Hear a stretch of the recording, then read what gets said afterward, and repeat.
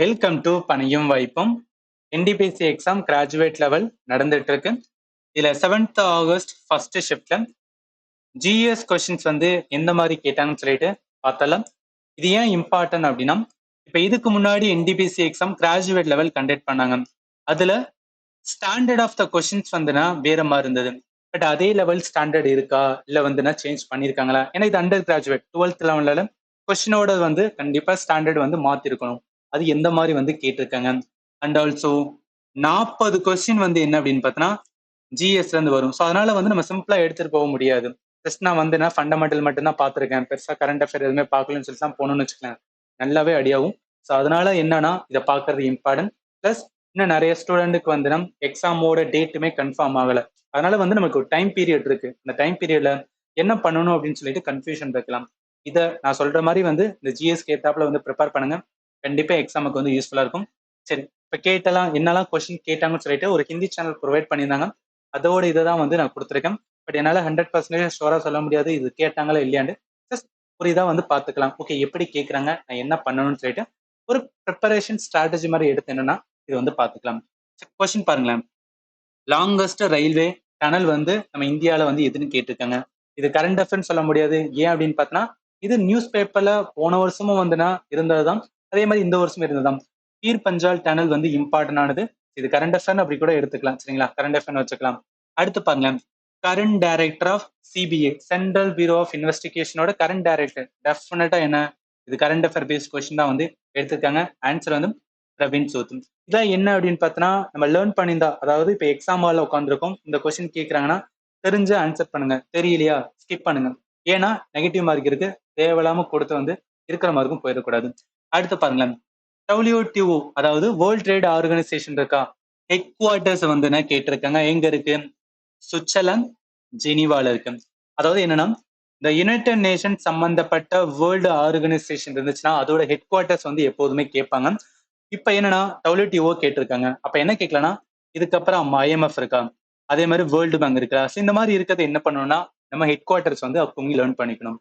Just என்ன அப்படின்னு பார்த்தோன்னா யுனைடெட் நேஷன் சம்பந்தப்பட்ட ஹெட் குவார்டர்ஸ் சொல்லிட்டு நீங்க சாட் ஜிபிடில போடலாம்.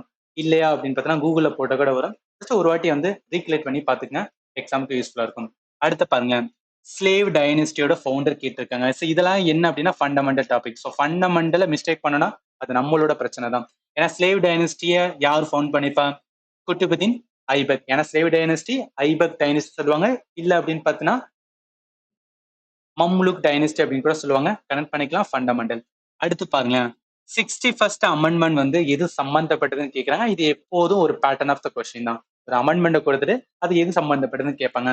61வது அமெண்ட்மெண்ட் எதை பத்தி பேசினா ஓட்டிங் ரைட்ஸ் வந்துன்னா அந்த ஏஜ் வந்து ரெடியூஸ் பண்ணியிருப்பாங்க, 21ல இருந்து 18க்கு போயிடும். அதுதான் வந்து 61வது அமெண்ட்மெண்ட்.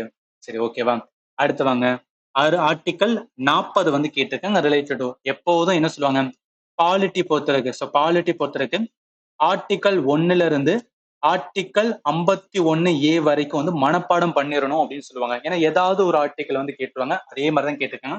ஆர்டிக்கல் 40 இனம் கிராம் பஞ்சாயத் சம்பந்தப்பட்டது. ஜஸ்ட் எல்லாமே ஃபண்டமெண்டல், இதெல்லாம் மிஸ்டேக்கே பண்ணிடக்கூடாது. அடுத்து பாருங்களேன், ஜியாகிரபில இருந்து ரிவர் சிஸ்டத்துல இருந்து கேட்டிருக்காங்க. அலக்நந்தா ரிவர் எங்க ஆரிஜின் ஆகும், எந்த கிளேஷியர்ல ஆரிஜின் ஆகும் கேட்டிருக்காங்க.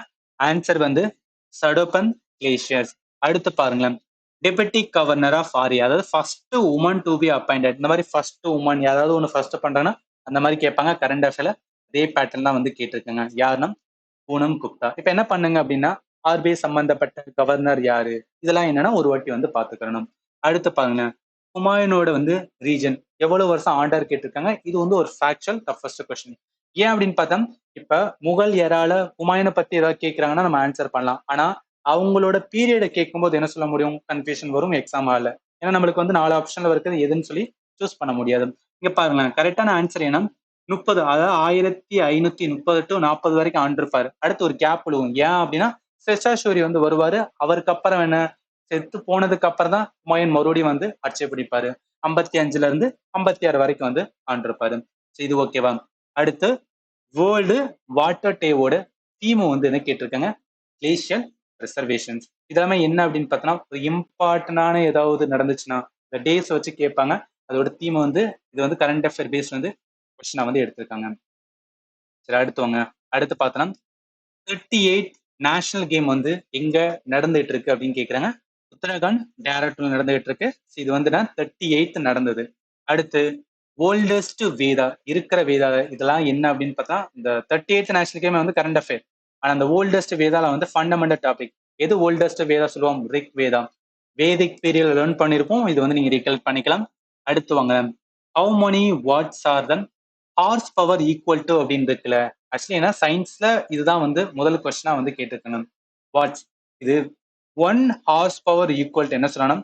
746 வாட். இது நான் ஃபண்டமெண்டல் கிளாஸ் எடுக்கும் போதே உங்களுக்கு நான் டீச் பண்ணிருப்பேன். இது அப்படியே ஃபேக்சுவலா வந்து கேட்டிருக்காங்க. அடுத்து who was the India first woman governor கேட்டிருக்காங்க. சரோஜினி நாயுடு. அடுத்து பாருங்களேன். டபிள்யூபிஎல் அதாவது 2025 WPL winner current affair based question Mumbai Indians win பண்ணிருப்பாங்க. இதுக்கு முன்னாடி வருஷத்துல வந்து யார் அப்படின்னு பாத்தீங்கன்னா RCB woman team RCB win பண்ணிருப்பாங்க. இந்த வருஷம் மென் ஐபிஎல் பார்த்தா ஆர்சிபி வின் பண்ணிருப்பாங்க. கனெக்ட் பண்ணிக்கோங்க. அடுத்து current chief minister of Delhi Rekha Gupta. இது எல்லாமே கரண்ட் அஃபேர் அப்பியர் ஆகிட்டே இருந்ததுதான். இது வந்து இம்பார்ட்டன்ட். அடுத்து ஜீலம் ரிவர் எங்க ஆரிஜின் ஆச்சு? ரிவர் சிஸ்டத்துல இது 2வது கொஸ்டின். இதுக்கு முன்னாடி ஒரு கொஸ்டின் பார்த்தோம். அதுல என்ன கேட்டாங்க அப்படின்னு பார்த்தோன்னா Alaknanda river. So Alaknanda river எங்க ஆரிஜின் அப்படின்னு கேட்டாங்க. இந்த கொஸ்டின்ல என்ன கேட்டிருக்காங்கன்னா ஜீலம் ரிவரோட ஆரிஜின். சீலம் ரிவர் இண்டஸோட வந்து பார்ட் அப்படின்னு தெரியும். அப்ப என்ன ஆல்மோஸ்ட் வந்து நார்த் இந்தியா அந்த காஷ்மீர் ரீஜன் தான் இருக்குன்னு சொல்லிட்டு ஆப்ஷன் இருந்து எடுக்கலாம். அடுத்து வாங்க. அடுத்து 26th chief election commissioner of India யாருன்னு கேட்டிருக்காங்க. கைனேஷ் குமார். இதெல்லாம் என்ன அப்படின்னு பாத்தீங்கன்னா அதாவது கான்ஸ்டியூஷனல் பாடி அப்படின்னு இருக்கும். ஸோ கான்ஸ்டியூஷனல் பாடி அப்படின்னு இருக்கும். அந்த கான்ஸ்டியூஷனல் பாடியோட ஹெட் யாருன்னு சொல்லிட்டு நம்ம லேர்ன் பண்ணிக்கலாம். இப்ப எலெக்ஷன் கமிஷன் இருக்கா, இதே மாதிரி சிஏஜி இருக்கும், கண்ட்ரோலர் ஆடிட்டர் ஜெனரல் இருக்கும். அதே மாதிரி வந்து chief justice of India supreme court இருக்கும். இதெல்லாம் என்னன்னா யாரு ஹெட்டா இருக்காங்க இது எல்லாமே நம்ம லேர்ன் பண்ணிக்கணும். ஏன்னா இது எல்லாமே தான் வந்து என்னன்னா மோஸ்ட்லி வந்து கரண்ட் அஃபேர் பேஸ்ல வந்து கேட்பாங்க. இதெல்லாம் எதுக்கு சொல்றோம் அப்படின்னா அப்போ கேட்க சான்சஸ் இருக்கு. அதனால இப்ப நம்ம லேர்ன் பண்ணிட்டா யூஸ்ஃபுல்லா இருக்கும். சரி, இப்ப நான் என்ன வந்து நான் பார்த்தோமோ அதை அப்படியே வந்து தமிழ்ல கொடுத்துருக்கேன். ஏன்னா நிறைய ஸ்டூடெண்ட் தமிழ்ல எழுதுவோம். அப்ப என்ன ஃபர்ஸ்ட் ஒரு வாட்டி என்ன வேணா பாஸ் பண்ணிட்டு அப்படி என்ன பண்ணிக்கணும் தமிழ்ல வந்து ரீட் பண்ணிக்கணும்.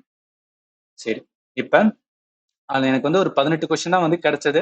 இதுலயே நம்ம என்ன சொல்லலாம் அப்படின்னா ஸ்டாண்டர்ட் பார்த்தோம் அப்படின்னா சேம் ஸ்டாண்டர்டா என்டிபிசி கிராஜுவேட் லெவல் எப்படி கேட்டாங்களோ அதே ஸ்டாண்டர்ட்லாம் வந்து ஜிஎஸ் கேட்டிருக்காங்க. இதுவும் ரொம்ப என்ன சொல்றது ரொம்ப பேசிக்காவும் போல ரொம்ப அட்வான்ஸாகவும் போல எப்போதும் கேட்குற மாதிரி தான் வந்து கேட்டிருக்காங்க.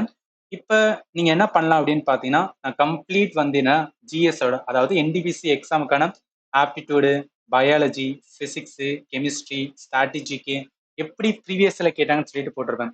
டைம் இருக்கு, நான் ஃபண்டமெண்டலா முடிச்சுட்டேன், பட் ரிவிஷன் பண்ற டைம் பீரியட்ல இருக்குன்னா இதை பாருங்க, உங்களுக்கு வந்து யூஸ்ஃபுல்லா இருக்கும். எல்லாமே நம்ம யூடியூப்ல வந்து என்னன்னா நான் பிளேலிஸ்ட தான் ப்ரொவைட் பண்ணியிருக்கேன். ஸோ நீங்க வந்து செக் பண்ணி பார்த்துக்கலாம். இது ஏன் பார்க்க சொல்றேன் அப்படின்னா நான் டாபிக் வைஸா வந்து ப்ரொவைட் பண்ணிப்பேன். ஒவ்வொரு டாபிக்கா வந்து எந்த மாதிரி கேட்குறாங்கன்னு சொல்லி நீங்க பார்க்கும்போது உங்களுக்கு வந்து ஒரு ப்ராப்பர் அண்டர்ஸ்டாண்டிங் கிடைக்கும். ஓகே, இப்போ வந்து பிசிக்ஸ் இருக்கு, பிசிக்ஸ்ல இந்த டாபிக்ல இப்படி கேட்குறாங்கன்னா அப்போ அது ரிலேட்டடா என்ன பண்ணிக்கலாம், நம்ம ரிவிஷன் பண்ணிக்கலாம்னு சொல்லிட்டு உங்க ஃபண்டமெண்டல் ரிவிஷன் பண்ண நல்லாவே யூஸ்ஃபுல்லா இருக்கும். ஏன் நம்ம வந்து ஜிஎஸ்க்கு அதிகமாக கவனம் கொடுக்கணும் நான் ஆல்ரெடி சொல்லிட்டேன். என்டிபிசி அண்டர் கிராஜுவேட் பொறுத்தளவுக்கு ஃபர்ஸ்ட் ஸ்டேஜ்ல 40 கொஸ்டின் வந்து கேட்பாங்க. ரொம்ப ஈஸியா நம்மளால எடுத்துக்கிற முடியாது. இந்த ரீசனிங் 30 கொஸ்டினுமே சால்வ் பண்ணிடலாம். மேத்மே என்ன அப்படின்னு பார்த்தீங்கன்னா நம்மளுக்கு ஒரு ப்ராப்பர் அண்டர்ஸ்டாண்டிங் இருந்துச்சு அப்படின்னு பார்த்தீங்கன்னா மேத்மே வந்து சால்வ் பண்ணிடலாம். பட் ஜென்ரல் அவேர்னன்ஸ் பொறுத்தளவுக்கு என்னன்னா நிறைய நம்ம மனப்பாடம் பண்ண வேண்டியது இருக்கும். அதனாலே நிறைய ஸ்டூடெண்ட்டுக்கு வந்து ஒரு மாதிரி கடுப்பாயிட்டே இருக்கும். அது என்ன பண்ணலாம் அப்படின்னு பார்த்தீங்கன்னா இருக்கிற டைம்ல ப்ரீவியஸ் கொஸ்டின் பார்க்கறது, இந்த மாதிரி பேட்டர்ன் ஆஃப் கொஸ்டினை வந்து கேட்குறாங்க, கரண்ட் அஃபேர்ல எதை ஃபோக்கஸ் பண்றாங்க, அது ரிலேட்டடா என்னன்னா நம்ம ப்ரிப்பேர் பண்ணா நல்லாவே யூஸ்ஃபுல்லா இருக்கும். அண்ட் ஆல்சோ நம்ம சேனல் நீங்க ஃபர்ஸ்ட் டைம் வாட்ச் பண்றீங்கன்னா மறக்காம சப்ஸ்கிரைப் பண்ணுங்க. ஏன்னா இதுக்கப்புறம் இந்த எக்ஸாம் ரிலேட்டடா வர கொஸ்டின்ஸ் வந்து நான் வந்து அப்டேட் பண்ணுவேன். நீங்க சப்ஸ்கிரைப் இருந்தீங்கன்னா உங்களுக்கு நோட்டிஃபிகேஷன் வரும். ஈஸியா என்ன பண்ணிடலாம் நீங்க வந்து செக் பண்ணிக்கலாம். அண்ட் ஃபைனலி தேங்க்யூ ஃபார் வாட்சிங். Have a nice day.